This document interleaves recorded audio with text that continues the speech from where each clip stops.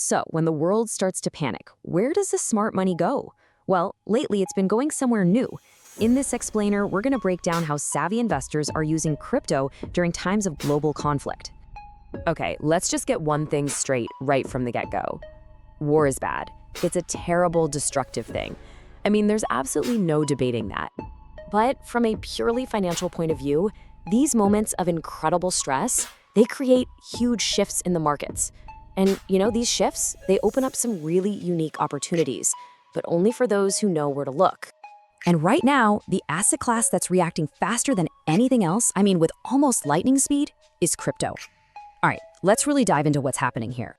So here's the first thing you've got to get your head around. When fear hits the market, the money doesn't just vanish into thin air. No, it just moves. And man, does it move fast. There's a name for this. It's called a money flow shift. And we just saw a perfect example of it during the recent conflict in Iran. As you'd expect, when things got uncertain, capital started running for safety. But, and this is the key part, it took a turn that left a lot of old school investors just scratching their heads. See, everyone expected crypto, this so-called risky asset, to just crash and burn with everything else. But that's not what happened. Not at all. It actually surged. Why? Well, think about it. In a crisis, being borderless and not controlled by any one government, that suddenly stops looking like a risk and starts looking like a major feature for protecting your wealth. And just take a look at this chart. This is what's so wild. You can see it right here. Stocks were getting hammered, right? Even gold, the classic safe haven, was kind of just flat. But Bitcoin, it didn't just survive the chaos. It absolutely thrived. It blew past everything. And the numbers don't lie. We're talking about a jump of around 10% almost immediately after things escalated. I mean, in the world of global assets, a 10% move like that isn't just a blip on the radar. No way. It's a massive flare, signaling a huge, huge shift in how investors are thinking. So, what's the big takeaway here? It's this. For really the first time on a big global stage, people weren't just treating crypto like some crazy lottery ticket. They were starting to see it as digital protection, a safe haven for the modern age. Okay, so this change in thinking is huge, and it leads us right to the playbook, the exact steps smart investors are taking to play this new game. So let's get into it. Step 1. So we're gonna walk through a really simple 5-step process. And to make this super easy to remember, we're gonna use an analogy that, well, you probably wouldn't expect. We're gonna talk about dating. Yeah, I know, sounds a little weird, but trust me, it actually works perfectly. And here's why it works so well.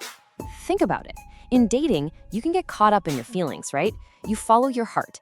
But in investing, that's a recipe for disaster. Smart investors are disciplined. They follow the money, not where they wish it was going, but where it's actually going. So the obvious question is, where is the money flowing right now? Well, it's heading straight for the big dogs. Bitcoin, Ethereum, XRP, the foundational assets. And get this, it's not just you and me. We're talking big institutional money. The Wall Street types are jumping in during these conflicts now. All right, step 2, getting in at the right time. This is where most people get it wrong. They wait for all the hype, right? They see it on the news and then they buy at the absolute top. The smart money, they do the complete opposite. They buy when everyone else is scared. Because that fear, that's what creates the discount. That's the real opportunity. Okay, on to step 3, building your portfolio the right way. Look, you don't just throw all your chips on one number. That's gambling. Instead, you build layers. You've got your safe layer, your Bitcoin, your Ethereum. These are your anchors during storms. Then you've got a growth layer, stuff like Solana or XRP, which can grow faster, but they're a bit more of a bumpy ride. And finally, you can have a tiny high-risk layer. Think brand new AI coins or something. These could give you those crazy 10x returns, but you gotta know, they could also go to 0. It's the high-risk, high-reward part of the strategy. All right, step 4 is maybe the toughest one for a lot of people. It's about committing. You can research forever, you can watch charts all day, but at some point, you just have to make a move. You've got to pull the trigger and go from just thinking about it to actually doing it. Because here's the thing, in a market that moves this fast, especially during a crisis, waiting isn't a neutral choice. The cost of just sitting on the sidelines is huge. If you wait forever, you're just gonna watch the opportunity pass you by. Simple as that. And that brings us to the final step. Step 5, the holding strategy. This is all about your mindset after you've bought in. You can't panic sell the second things get a little shaky. And trust me, during a conflict, things get volatile. Smart investors get this. They hold on to their good assets, they tune out the daily noise, because they understand that the big, important trends take time to unfold. Patience is what gets rewarded in the end.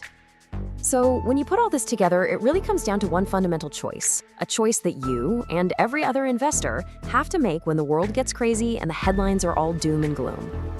You really have two paths you can go down. On one side, you've got the fearful crowd. They're the ones who panic, who sell at the bottom, who are always a step behind. And then there's the other path, becoming a positioned investor. That's the person who sees the opportunity inside the chaos, who acts with a plan, and who stays ahead of the herd. Look, the data is pretty clear about where the smart money is going. The 5-step playbook is right there, so really, the only question left is the one you have to ask yourself. Are you going to panic, or are you going to position yourself?